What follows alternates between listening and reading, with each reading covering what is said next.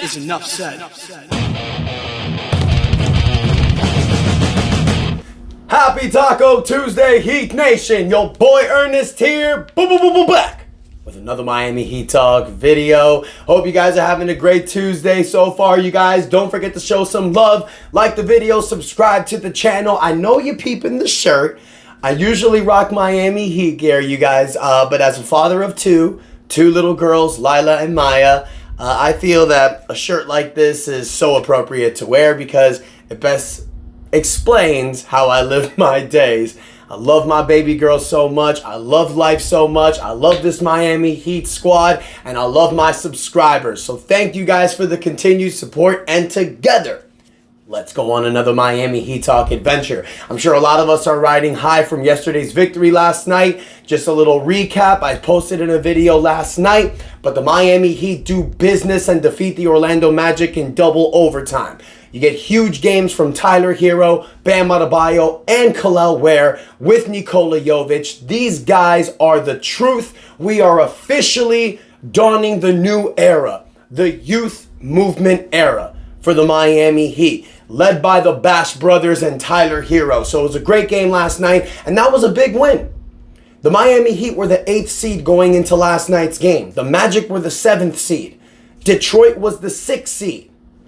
As the Heat defeated Orlando, they gained supremacy on the 7th seed. But with Detroit losing last night to the Cleveland Cavaliers, ladies and gentlemen, our Miami Heat team are officially the 6th seed in the Eastern Conference, getting out of the play-in tournament. That's big, because that's been the goal all year long. Get out of the play-in. Now look, another reason why last night's victory was so amazing is because you got a game tomorrow against the number 1 seed Cleveland Cavaliers, who have a 37-9 record. Chances are you may lose that game. But I believe this Miami Heat youth movement team, if they're on point and they're making their shots and they're doing their business, they can compete with anyone. Can they beat any team in a 7-game series? Probably not. But any given night, man, it can be your night. And one of those 9 losses the Cleveland Cavaliers have is against the Miami Heat.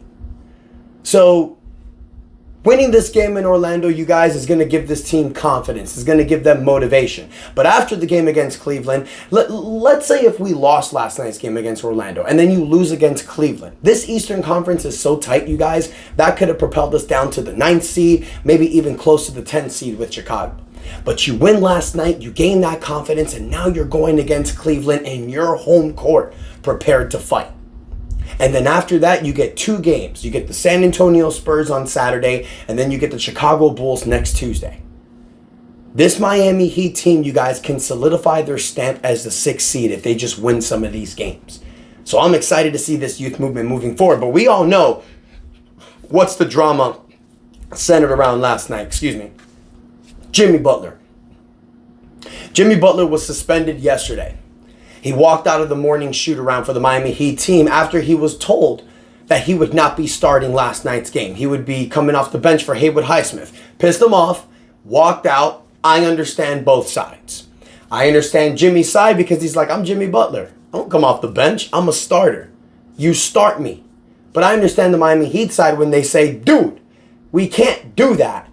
You can't just keep disrupting this lineup. You need to either be all in or get the hell out.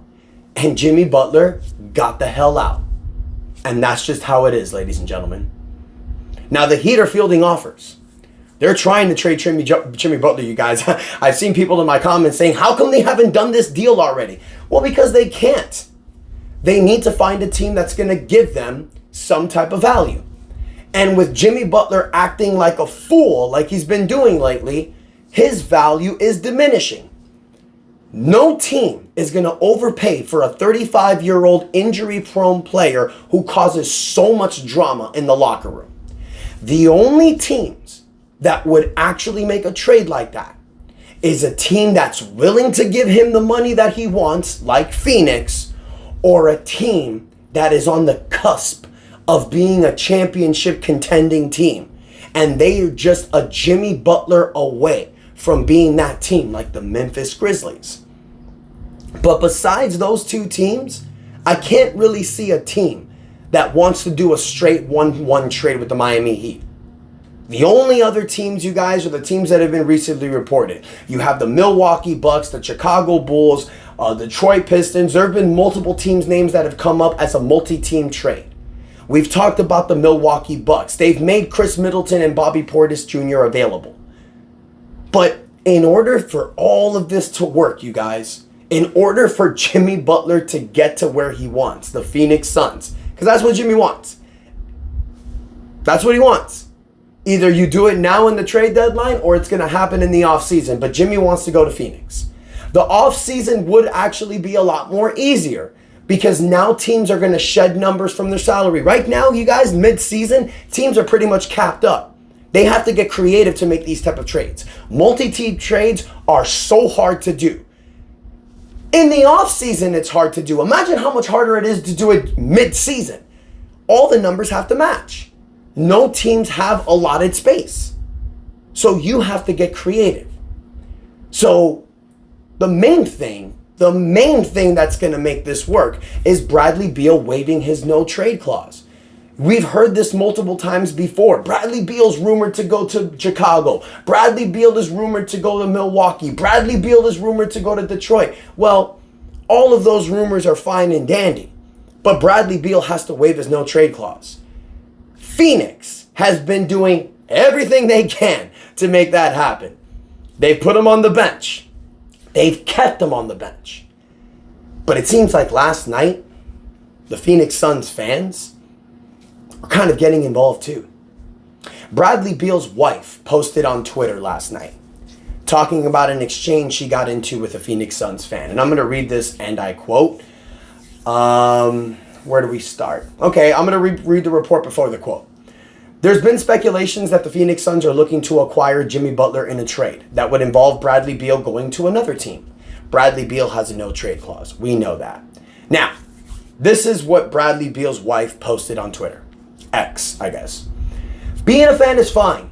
Boo, you suck comes with sports. But disrespect is another thing. During the game, a Phoenix Suns fan, she said Suns fan, spent the entire night heckling my husband. It got so bad, I sent my kids away in the third quarter after multiple people asked if we were okay and asked if I wanted them to say something. The breaking point came in the fourth quarter when my kids were back and the fan yelled, "Trade this bum-ass bleep, Bradley Beal, for Jimmy Butler." My 6-year-old with tears in his eyes asked why somebody would say that about his dad. So at that point, security had to intervene or I was going to. End quote. Now, Bradley Beal, the Phoenix Suns yesterday defeated the LA Clippers.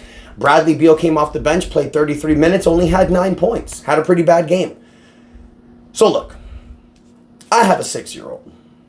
I'm a professional wrestler.